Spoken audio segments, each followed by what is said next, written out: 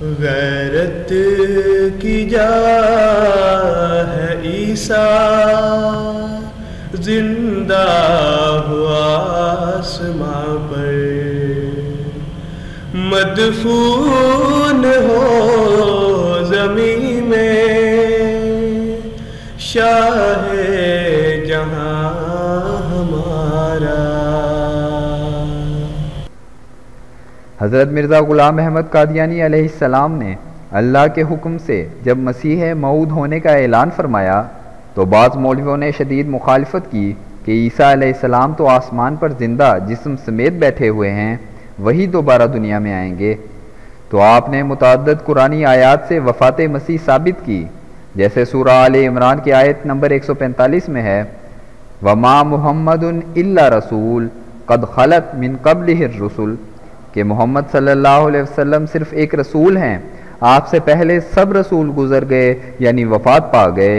أَفَإِن مَّاتَ أَوْ قُتِلَ انقلبتم عَلَىٰ أَعْقَابِكُمْ، اگر آپ بھی وفات پا جائیں یا قتل کیے جائیں تو کیا تم اپنی ایڑیوں کے بل پھر جاؤ گے؟ بعض مولوی صاحبان کہتے ہیں کہ عیسیٰ علیہ السلام بغیر موت کے گزر گئے تھے۔ یہ ترجمہ ان کا درست نہیں، کیونکہ اسی آیت میں گزرنے کے دو ہی ذریعے بتائے گئے، موت یا قتل، تیسرا کوئی ذریعہ نہیں، ورنہ وہ بھی یہاں درج ہوتا۔ ویسے بھی سب جانتے ہیں کہ جب عربی زبان میں صرف لفظ خلا بغیر قرینے کے کسی کے لیے بولا جائے تو اس کے معنی وفات کے ہوتے ہیں۔ قد خلت من قبلہ الرسل، یہ کیا فرمایا گیا ہے؟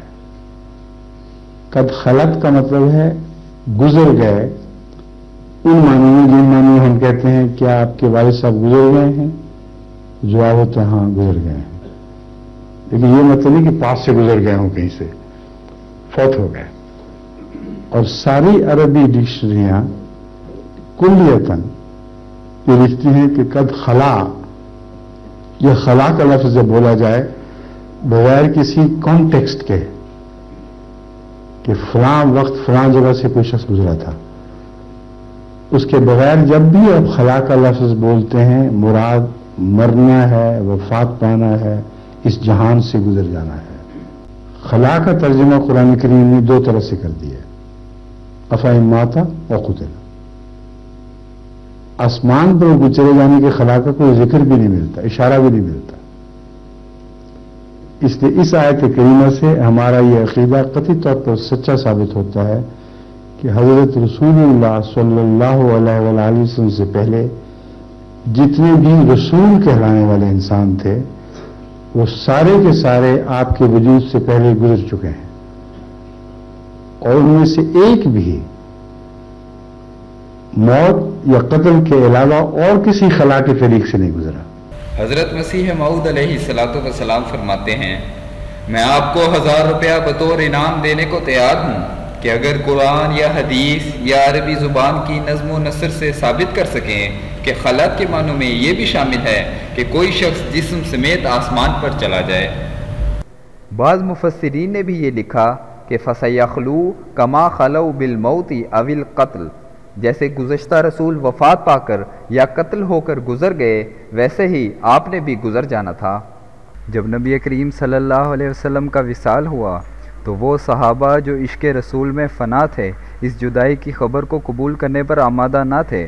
اس پر حضرت ابوبکر رضی اللہ عنہ تشریف لائے اور اعلان فرمایا کہ نبی کریم صلی اللہ علیہ وسلم وفات پا چکے ہیں، اور یہی آیت پڑھی کہ محمد صلی اللہ علیہ وسلم صرف ایک رسول ہیں، اور جیسے پہلے رسول وفات پا چکے ہیں آپ نے بھی فوت ہو جانا تھا۔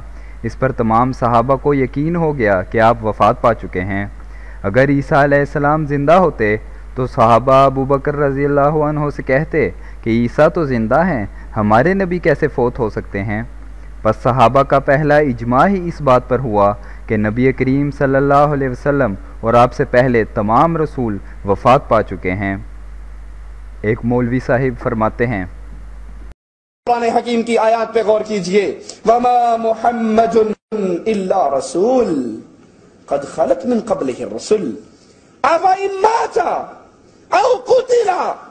لوگو، محمد رسول اللہ صلی اللہ علیہ وسلم اللہ کے ایک رسول ہیں، ان سے پہلے بھی رسول آئے اور گئے، آدم آئے گئے، موسیٰ آئے اور گئے، عیسیٰ پیدا ہوئے اور فوت ہوئے، عیسیٰ پیدا ہوئے اور فوت ہوئے۔ غیرت کی جا ہے عیسیٰ، زندہ ہوا آسماں پر، مدفون ہو زمین میں، شاہ